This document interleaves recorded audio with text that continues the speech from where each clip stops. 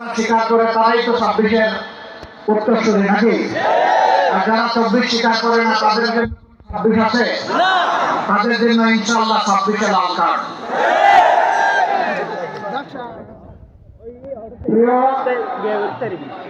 চট্টগ্রামবাসী আমার আগে গুরুত্বপূর্ণ বক্তব্য রেখেছেন। বর্তমানে বাংলাদেশের রাজনীতির এক চলন্ত ইতিহাস, মুক্তিযুদ্ধের এক জীবন্ত ইতিহাস, ন্যায়ের পক্ষে সোচ্চার এক আপসহীন রাজনৈতিক নেতা, যিনি কোনো লোভে পড়ে কখনো কোনো অন্যায়ের সাথে আপোষ করেননি। তিনি বক্তব্য রেখেছেন, আমি তাকে সর্বান্তঃকরণে শ্রদ্ধা করি। আল্লাহ তাআলার কাছে দোয়া করি তাদের কল্পনার যে বাংলাদেশটার জন্য তারা যুদ্ধ করার আগে বলেছিলেন উই রিভল্ট, পাকিস্তান বাহিনীকে লাল চোখ দেখিয়ে যারা বলেছিলেন আমরা তোমাদের বিরুদ্ধে বিদ্রোহ করলাম, তিনি যেন তার জীবদ্দশায় তাদের আকাঙ্ক্ষা সেই বাংলাদেশটা দেখে যেতে পারে। বাংলাদেশ আলহামদুলিল্লাহ আমরা বিশ্বাস করি 12 তারিখ পথ খুঁজে পাবে। বাংলাদেশের মানুষ ইনশাআল্লাহ সিদ্ধান্ত নিতে ভুল করবে না।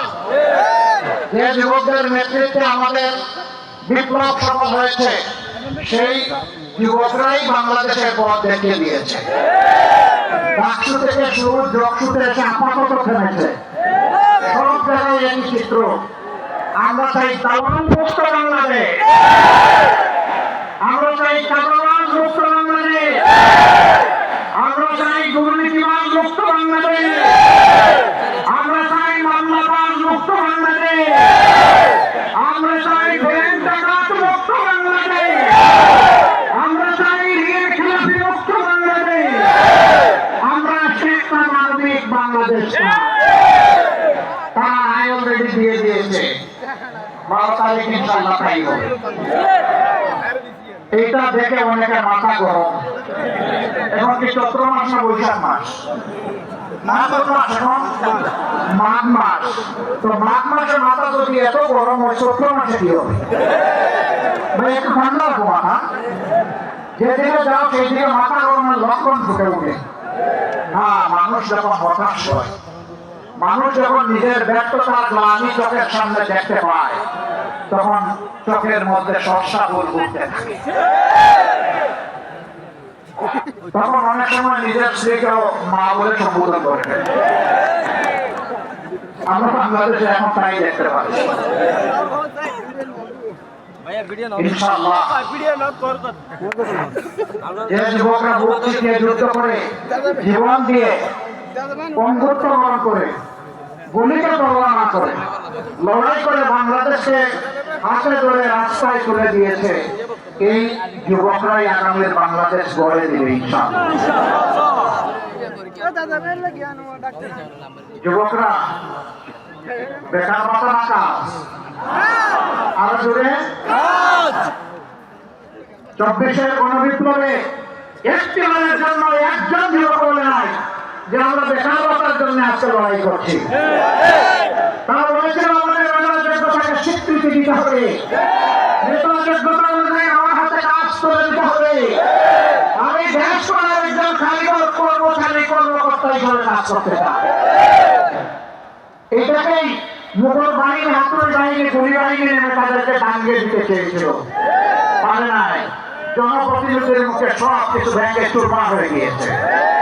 এই যুবকরা ঘুমিয়ে পড়ে নাই, এই যুবকরা জাগিয়ে আছে।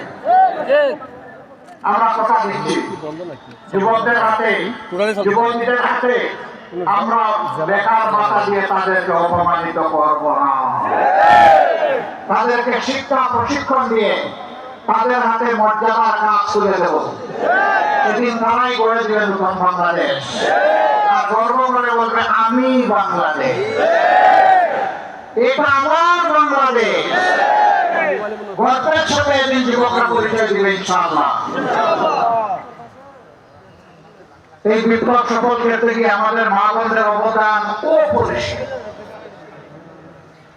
15 জুলাই যেদিন আমাদের কলিজার টুকরা মেয়েদের গায়ে ওরা হাত দিয়েছিল ঢাকা বিশ্ববিদ্যালয়ের মুখে রাতের বেলা, সেদিন বাংলাদেশে আগুন জ্বলে উঠেছিল।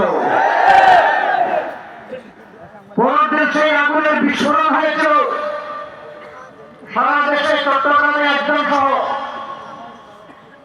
6 জন জুলাই যুদ্ধ তাদের জীবন এই জাতির জন্য উপহার দিয়েছিল। বিশেষ করে স্মরণ করতে হয় আবু সাঈদকে।